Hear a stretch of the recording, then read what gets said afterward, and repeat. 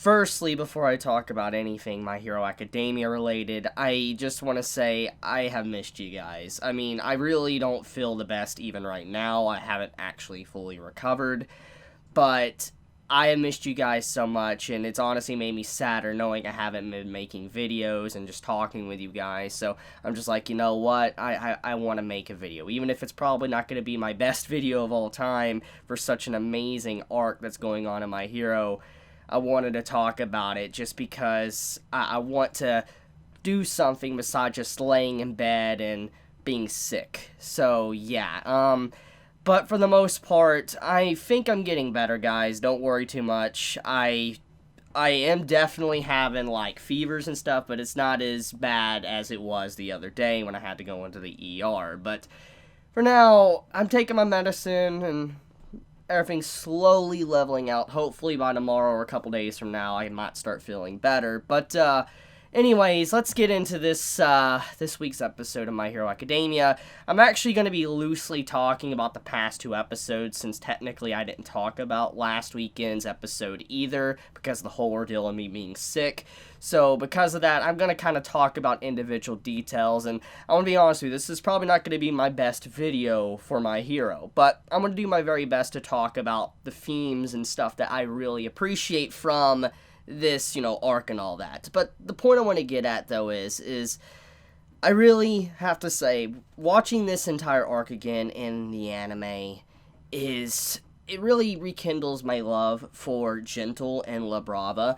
I've talked about them a lot. Like, I've talked about how much I really do love their characters. They're probably my favorite characters of the entire story. Gentle is easily my favorite villain of My Hero Academia, besides, let's say, Shigaraki, but that's really kind of like saying, oh, Izuku's your favorite because, he's the main character. It's just too easy to go to, so I'm not going to count Shigaraki. But the point, though, is that Gentle as a character, you get a lot of emotion within the latest episode. You get his full background and just how Izuku could have easily have went down a similar route as Gentle, and that's kind of the amazing part about this arc, and it's kind of another showing of just how Izuku's story could have been very different depending on certain directions or what could have happened in his life. And to kind of go over these examples, you have it to where, like, Togata is someone that we saw in the previous arc with Overhaul, that basically had, like, his entire quirk taken away. Like, Togata was potentially going to be the next All Might. He was going to probably get One for All, but obviously Izuku got it, and we see Togata lose everything, but he doesn't give up. He still is obviously continuing to press forward. It's kind of like a different path that could have happened, if it was Izuku's shoes, basically, what if, etc. And then when you think about Shigaraki's situation, kind of what we've already seen witnessed from, the whole backstory in Season 3, that also shows that Shigaraki's kind of very similar, too, just like what if, or etc. Really what it comes down to is certain events or unfortunate events that really kind of shape who you might become in the future. And kind of getting a little bit more into Gentle, he wants to be a hero, or he did want to be a hero, or actually still wants to be one, and he fights desperately to become a hero, even throughout this episode. And you could see that he never tried giving up. He didn't want to give up. Even though he failed the exam many times, he wasn't getting anywhere, he wasn't in a prestigious school, let's say like UA that Izuku's in, he never gave up. He kept trying to go forward and kept his passion and his, just his smile and everything in check constantly. And then you see to where one day, when, he's just watching, he sees how this dude is falling from top of a building, and he tries to save them. But in turn, with him using his quirk, and obviously not having a license or anything like that, the dude gets hurt, the hero gets hurt, and basically the hero is not able to do his job. And what this kind of showcases is a different perspective that we really haven't seen before from the series. We have heard that, regular people cannot use their quirk. They can't, like, use their quirk without a license, because if you do, you can get, in trouble, arrested, etc. We've seen Izuku, we have seen, Todoroki, we've seen Ida and all of them kind of use their quirks and stuff when they're not really allowed to. They don't have their license, but they did it anyways because they needed to save someone. And this kind of situation with Gentle shows what if. Like, what would have happened if, let's say, Izuku would have misused his quirk. If he would have used his wind pressure to such a wrong extent that it would have accidentally permanently harmed somebody. Or, Ida or, Todoroki. And that's kind of the big point or message that this is trying to show, is that it is so easy for individuals to mess up with their quirks and completely hurt somebody, which is one of the main reasons why these licenses are very important. And I think this is really making you realize, like, holy crap, this could have happened to Izuku, this could have happened to Bakugo, this could have happened to Todoroki, etc. And it's a major message. It really goes to show, though, that one wrong step and other characters could be just in a very similar situation as Gentle. And when you look at what Gentle did, was he necessarily doing a bad thing? No. He was trying to be a hero. He really was. He was trying to be a guy that wanted to save somebody. He acted on instinct, the very instinct that all of our other characters have, a hero in them. And even though he acted, it didn't work out. He didn't use his quirk properly, it caused problems, and obviously people got hurt. And it's kind of like he's just unlucky. And it really goes to show you how Izuku, Todoroki, and Ida kind of got off easy by, the chief of police, in Season 2, I believe.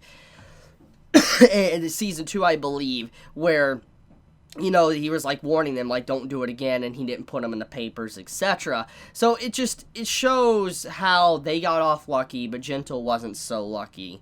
And I just find it very sad, because after those events, Gentle's life pretty much came crashing down around him. He lost everything. Anything he had left to cling on to was pretty much gone in an instant. He lost his ability to go to the school. He had to withdraw from the school. He had a punishment, like a crime, for what he did of getting someone hurt. And obviously he was of age, so he probably was charged as an adult. So because of that, he has a permanent thing put on his record, like a crime on his record.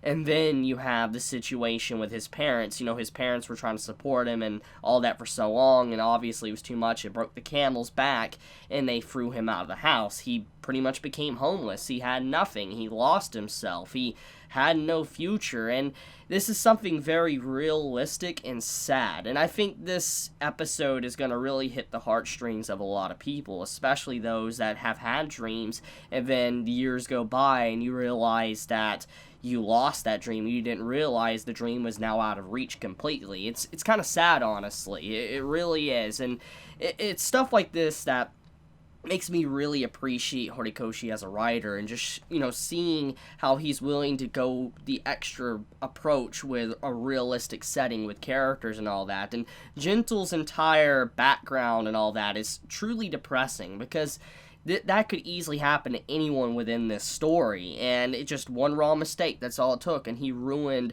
his entire life. It was just one bad day, and his entire life pretty much was over. And what's even sadder about this, he was so desperate to cling on to this passion, this ability to be able to be a hero, that he had to look into other means of being noticed or remembered, which was being a villain, which gets into kind of where his dreams started to get very distorted. See, when he encountered his old classmate that became a professional hero, he's like, hey, do you remember me when we were in the class? And his friend was like, who are you, and all that?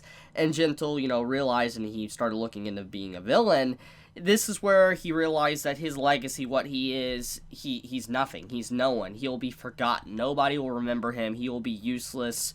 Nothing will matter for him. Like, nobody cares about him. And this kind of shows why he was driven to a video platform, but also as, trying to be a villain as well. Because if he couldn't be famous, then he would be infamous. So it's kind of interesting, honestly, to just see where his dreams started to distort a little bit because of just how society kind of created that. And, this is a society that kind of wants heroes. They want more heroes, and they want people to act on instinct, like, let's say, All Might or Izuku. But when someone actually does do this and they mess up, they're severely punished and their life is ruined. And it's kind of just, it's really sad and unfortunate.